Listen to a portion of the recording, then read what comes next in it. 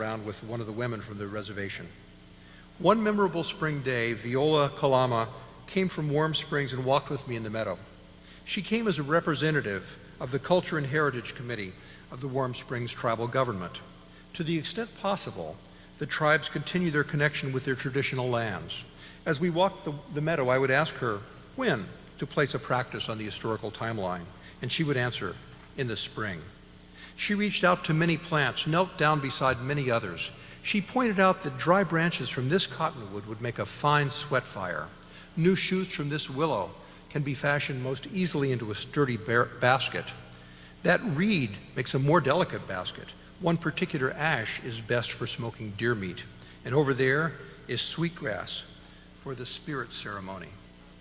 There's a kind of delicate specificity in this indigenous view of plants, and it's practical. Through paying attention to exactly what grows in a place and what can be done with it and when you can do it, you have a kind of survival wisdom that helps you to understand how much you rely on the health of the surviving landscape. I would just like to throw in a plug here. There's another very current book, some of you may know, called Braiding Sweetgrass by Robin Wall Kimmerer, who's both a botanist at Syracuse and a member of the Potawatomi tribe, who combines Western science and indigenous wisdom of plants in ways that are really thrilling and speak to that question of survival. But one implication of this line of thinking is not just about attention to plants. This line, learn the flowers, it's also about putting ourselves in a cultural posture of learning. You know, we have to know that our culture arises from the plants, just as our culture takes us to them. To put it another way, we need to cultivate a worldview in which nature and culture are not a dichotomy, but an intimate relationship, like a marriage or like a family. This is a crucial factor for affiliation today that I find especially well articulated in Leslie Marmon Silko, whom I've already mentioned. She's best known for her novel Ceremony, but she wrote a wonderful essay called Landscape History and the Pueblo Imagination, which has been a kind of touchstone for me as a teacher, talking about how nature and culture become one. Here's a little passage from that essay.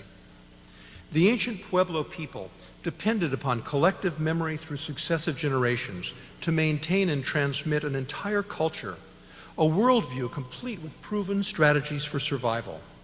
The oral narrative, or story, became the medium in which the complex of Pueblo knowledge and belief was maintained.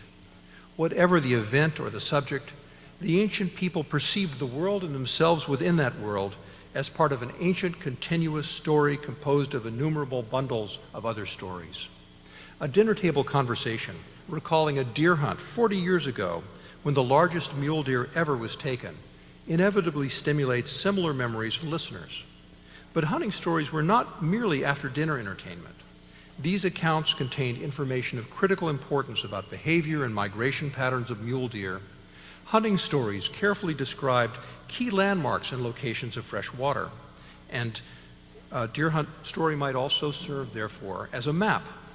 Lost travelers and lost pinyon nut gatherers have been saved by citing a rock formation they recognize only because they once heard a hunting story describing this rock formation.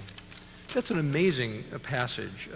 The sense that science and stories are one here, just as culture and nature are one, is tied up in that very traditional Native American image of the bundle. Native peoples often have what they call medicine bundles, in which traveling through the land, they'll take a little deer hide sack that might have a bear claw, an eagle feather, a sprig of sage, a little turquoise stone, things that are iconic elements from a landscape that help you to feel that you have the whole ecosystem traveling with you.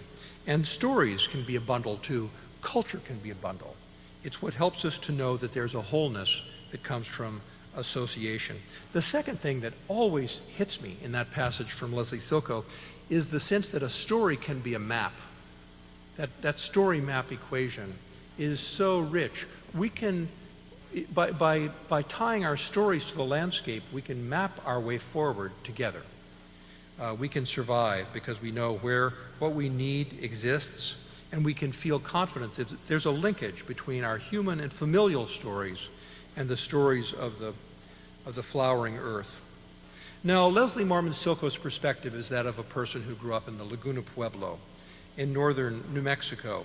And I know that there's an issue here for people who didn't grow out of indigenous cultures, as I did not. There's a special need for a respectful care in trying to absorb the lessons of indigenous wisdom so as not to misappropriate it. It's important not to rephrase them, not to make them our own, never to forget to attribute what we've learned to the people from whom we've received it. But at the same time, this is not antithetical to our Western culture. In fact, there's something multiple in mainstream culture in Western Europe and the Pacific Rim and North America that speaks with, that resonates with this vision. In fact, I believe that the Romantic movement, starting in about the late 18th century, has continued to the present as a kind of creative rebellion against the most mechanistic and deadening elements of our industrial society. People were trying to understand how we might have an alternative to the hierarchical, domination-oriented aspects of our world. I've always been very fond of a little passage from William Wordsworth, who in lots of ways the founder of Romanticism in the English-speaking world. Wordsworth kept a notebook called the Alfoxden Notebook, in which he noted down little insights about nature that he hadn't worked out yet. He noted them down in kind of rough verse. But there's one that I came upon that has always moved me. It goes like this: why is it we feel so little for each other, but for this, that we with nature have no sympathy, or with such things as have no power to hold articulate language? And never for each other shall we feel as we may feel, till we have sympathy with nature in her forms inanimate, with objects such as have no power to hold articulate language. In all forms of things there is a mind. That's moving to me because of its groping forward, and one of the connections that goes back to Learn the Flowers is, if we pay attention to the more than human world, again using David Abrams' phrase, it oddly brings us back into a warmer relationship with our human natures, our human neighbors as well. It helps us to realize that we're all here together. We're all here sharing the same landscape. We depend on each other and the world alike. I think that the most beautiful expression, though, of this sense that the bonds of family are reinforced by the bonds with landscape comes in an essay by Barry Lopez, our contemporary, from his book, Crossing Open Ground. It's a little essay called Landscape and Narrative. Let me just read a bit of that. I think of two landscapes, one outside the self, the other within. The external landscape is the one we see, not only the line and the color of the land and its shading at different times of the day, but also its plants and animals, its seasons, its weather, its geology, the record of climate and evolution. The second landscape I think of is an interior one, a kind of projection within a person of a part of the exterior landscape.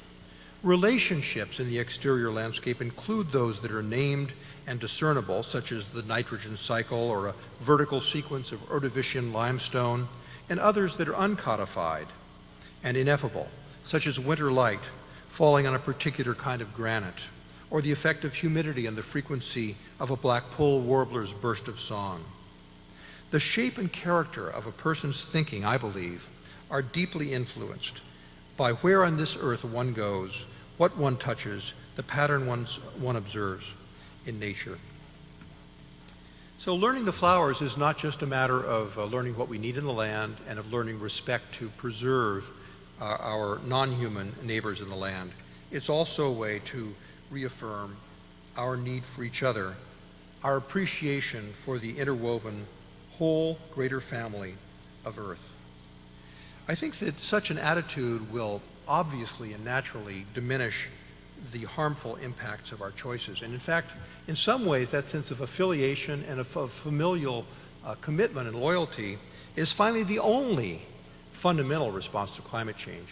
Bill McKibben, whom I mentioned earlier, wrote a book called Enough, which is about the fact that the consumerism and materialism and unrestrained appetites of the affluent world are the real fundamental cause of climate change. Without addressing them, we can't make the changes that need to be made. I think that this leads us to the third of those lines, going light. And my own sense actually is that stay together, learn the flowers, go light, each is a kind of gloss on the others. If we stay together in the land, we need to learn the flowers to survive together. If we gain an ethical response to the land and to each other, we'll need to go light, to divest ourselves in order to have enough for everyone and everything around us. I think that the divestment of going light becomes a positive motivation. It's not just a kind of ethically based sacrifice. It's an ethical resource, a fervent sense of affiliation that makes us want to serve the great family. My own sense of a greater promise within what I would call invitational environmentalism is that when we call each other together and offer each other good local food, when we move beyond the discourse of purity to the discourse of sharing, it reinforces the other changes we need to make. Long ago, I heard a lecture by the great Canadian environmentalist David Suzuki, in which, again, this is before The End of Nature was published, but he was talking about the necessary changes in our way of life in North America.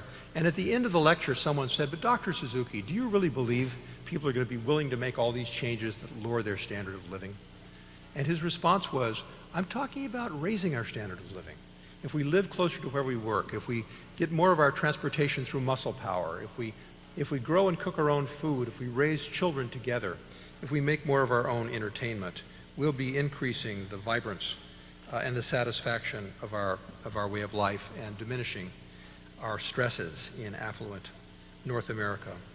The fewer possessions, the fewer sense of individual isolated lifestyles that lie between us and the whole Earth community, the more easily significant approach to affiliation can be tried. Leslie Marmon Silko has written, not in the essay I've referred, but in another one, of the fact that the ancestors of the Hopi people always were claimed to have lived, the claim was that they lived in a green place with lots of water. But that the elders of the people said, we're getting so complacent and so selfish, we need to move to a harder place. So they migrated to northern New Mexico where there's barely any water at all, and they clarified their spiritual aspirations and their ways of living together. I think that this bottleneck we're passing through is a kind of high desert. I think it has the capacity to clarify things that we have been forgetting about. My family's we're sugar makers, and so I've loved the Abenaki tale, and this is written down and published by Joseph Bruchac, who's grounded in that tradition, that one day the creator Gluskabe was walking around in the world, and he saw the people lying on the ground. They'd broken off twigs of the maple tree, and they were lying down, and the maple syrup was just dripping into their mouths. They were all fat. They were all snoring. Nobody was doing work. The whole village was going to pot, so he got massive baskets of water in his birch containers and poured them into the tops of every sugar maple tree, so that now we would have to boil down 40 gallons of sap to get one of syrup, and the people would work again, and were reminded that we needed to pool our resources and move forward together. So the fewer possessions we have coming out of a world in which we've questioned some of the assumptions about American consumerism, the easier it might be to seek affiliation within a gathered landscape. And I'd like to read just one more passage from the end of Leslie Silko's essay that makes this point beautifully. This is how her essay concludes. "The bare vastness of the Hopi landscape emphasizes the visual impact of every plant, every rock, every arroyo. Nothing is overlooked or taken for granted. Each ant, each lizard, each lark is imbued with great value simply because the creature's there, simply because the creature's alive in a place where any life at all is precious. Stand on the mesa edge at Walpi and look out over the bare distances toward the pale blue outlines of the San Francisco peaks where the Katsina spirits reside. So little lies between you and the sky. So little lies between you and the earth.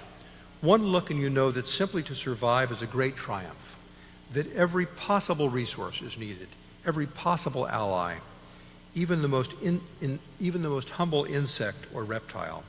You realize you will be speaking with all of them if you intend to last out the year. So stay together, learn the flowers, go light. Thank you.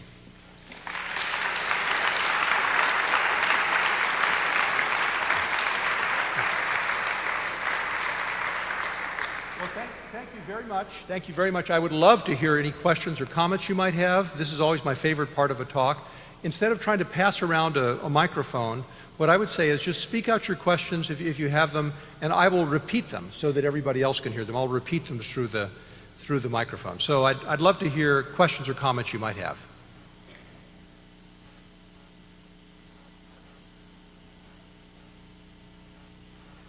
Yes.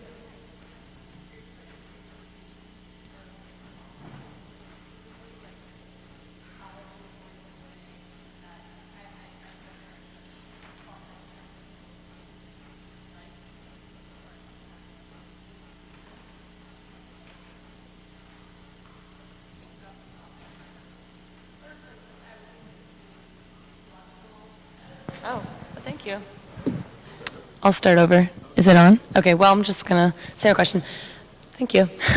I just was curious about your reinterpretation of the idea of bottleneck, because in ecological terms, bottleneck sort of, when you come out the other side, like if you look at the example of cheetahs, that they had much less genetic diversity, and that actually was really a disaster for them. So I'm just curious about the reinterpretation of a bottleneck being sort of this difficult period you have to go through, like as you say, like the high desert, but then we can flourish on the other side. I don't know where I see the difference in interpretation there. Let me just summarize my sense of that question for those who might not have heard the whole thing. Yeah, I'll get here. So the question was about the notion of the bottleneck. And I think what you're interested in, if I'm right, is the implications of that bottleneck in terms of real biological change and what we hold on to. And one example was cheetahs, who were all over Africa and Asia and now are restricted to a couple of small zones, and therefore their genetic health is challenged. That's sort of your example of that. Well, and I would say, again, though I've gotten to co-teach with scientists often, I don't want to claim any expertise here. I'm just an interested party, a kind of camp follower. But I think that what E.O. Wilson meant by that is, in fact, there's going to be loss. If you've got a big bottle and a narrow neck, not everything is going to get through it. That it's his way of saying this century is a time of tremendous challenge. And our job, from one perspective, is to get as much of the Earth's living community, our neighbors and our Earth family, through that little restricted area as possible. And this is quite a daunting image, because clearly we can't do it all. We don't have the wisdom to do it all, and we haven't been doing very well. On the other hand, there's something sobering about entering into a period of crisis. And there's also something exhilarating when everything you do and choose is so important. One thing I've often said to my students when I was teaching regularly and say in other contexts now is, those of you who are students at the university now, and even more so the generation of your children, will be on Earth at the critical juncture in human evolution. This is the big moment where the question is, what does all we know through science, what does all the wisdom we have now that we have access to the spiritual traditions of the world, what does it give us that might allow us to find the possibility for wise restraint, for fair treatment of other people, and at the same time for joy in the midst of duress and stress? I mean, it's the moment, and there's something there that's extremely exciting as well. It's not just a downer, but it is really something. You know, people, I never went to war, but my father was in the World War II generation. What all of the people I know who have been in warfare say is, in the midst of a war, what they're fighting for is their comrades. That's really what they're fighting for. That's who they're loyal to, their comrades. And I think that we're in a situation where, to the extent to which we feel affiliated with our human neighbors, our non-human neighbors in the place where we live, it's a very clarifying moment. I think we're feeling it already. People are thinking about their diet, about how they get around, how they heat their houses, with a kind of intensity that I feel growing, you know, as we approach this bottleneck. So it's no joke to go through the bottleneck, but it has its possibilities for cultural renewal, I think. Yeah. Please. I'll remember you too. Yeah. Mm-hmm. Thank you so much, John. It's a pleasure to have you here and Thank you. have you help us unpack this language. I really appreciate the word about precarious, the use of precarious language. And I wonder, sort of following on your comment about bottleneck, the word survival and the word extinction. So extinction we are often using in terms of biodiversity. Elizabeth Colbert was here last year talking about the sixth extinction. And I heard you use the word human survival once in today's lecture. Tell us about the word survival right now. Is that a word that's dichotomous with affiliation? Is that a word that inspires a new urgency? Or is it does it have a dystopic quality, and are we at a cliff? Tell me about survival. What a wonderful question, and it definitely relates to the previous question, too, about the bottleneck. From the one hand, we could say, if we're fighting against all extinction, we've already lost. But if we're fighting for as much survival as we can support in the Earth community, then there are many, many, many ways in which we can achieve something of value. I'm just thinking, Amy, as you said that, I was thinking, so what's the difference between the word survival and the word sustainability? You know, just putting that in those contexts. Of course, survival has the word life in it. You know, it's not so abstract as sustainability. Now, nothing survives forever. People certainly don't live forever, and humanity wasn't always here, and we won't always be here. Species arise and fall. Maybe another word that your question provokes this answer in me, maybe another word to bring in here is we want to have things survive to fill out their span. You know, people talk about co-evolution. We have co-evolved with a lot of other large mammals in the world.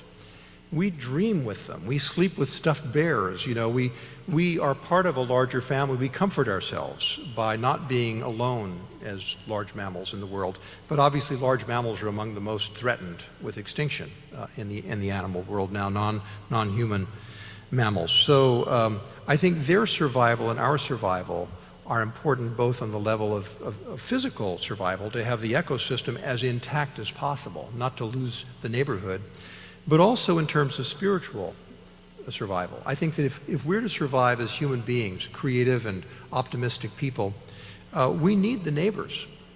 You know, we need the vivid, mysterious, intoxicating life of animals that look at us but are not looking as we would be looking. So, but does that speak to you in terms of what you're thinking? But you want to say something more about survival, because that intrigued me. I'd love to hear. Tell me if that followed up or continued here. Thank you. I think maybe other people in the room would.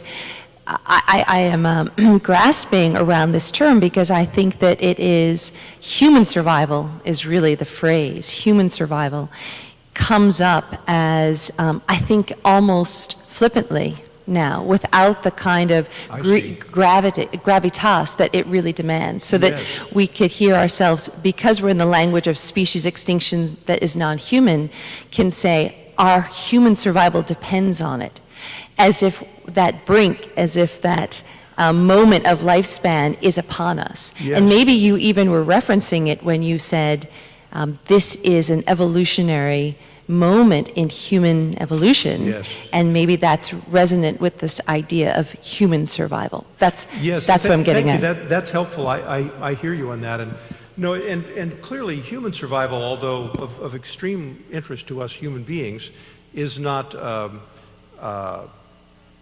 final issue in this world. It's a bigger world in which we're included, into which we've grown and through which we'll pass in our human history. That's quite clear. Just as the Earth itself will pass away. It will eventually rejoin our mother, the sun. But I think that in a way, the most meaningful way to think about human survival is in the context of the survival of a diverse and vibrant world. You know, we could imagine, sometimes people imagine living in life pods that orbit the planet and so forth, but that's a kind of life that is remote from the beauty that we find now living on this planet. Yeah, and there was a question right back there. There he goes. You're the guy with the green shirt. You've been very patient. Yeah, thank you.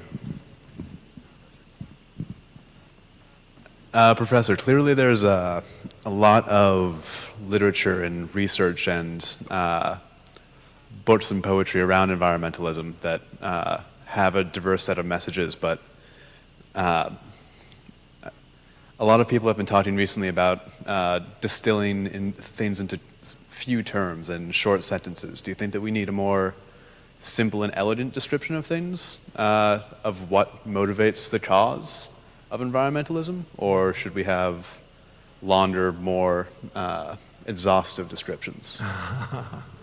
So I don't know if everybody heard that. Do we need to sort of boil it down and get more concrete as a way to convey some things that are really important? You know what I think? I think we need it all. We need to be pithy. We need to be extravagant. Bill McKibben, again, I've mentioned, says we need operas. You know, we need every form. And a case in point is climate change.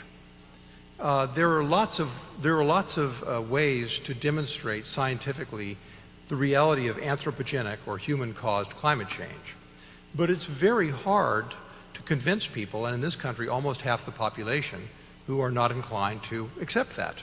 How do we do it? So it's partly the language we use and wanting to be not just always exhaustive, somehow very concrete and short, but it's also how we frame the conversations. I think in terms of communicating really urgent environmental facts like climate change, we need to find ways to raise the conversation that maybe brings it back to the impact of particular landscapes. I think in Vermont, for instance, my family moved here in 1973. Between 1973 and the present, by many measures, the winter has become 1 month shorter. Last year we had a good foliage season, but in general, it seems to me, the colors are dimming. So I think we need to look at the things that are most beautiful and important to us, and to be even more than concise, very specific and visual and emotional and aesthetic. So I think we need all of these things at this point. Yeah, let's have one more question, and then I would be delighted to talk with anybody who'd like to talk individually. Again, thank you very much for coming. But let's take one more question if there is one.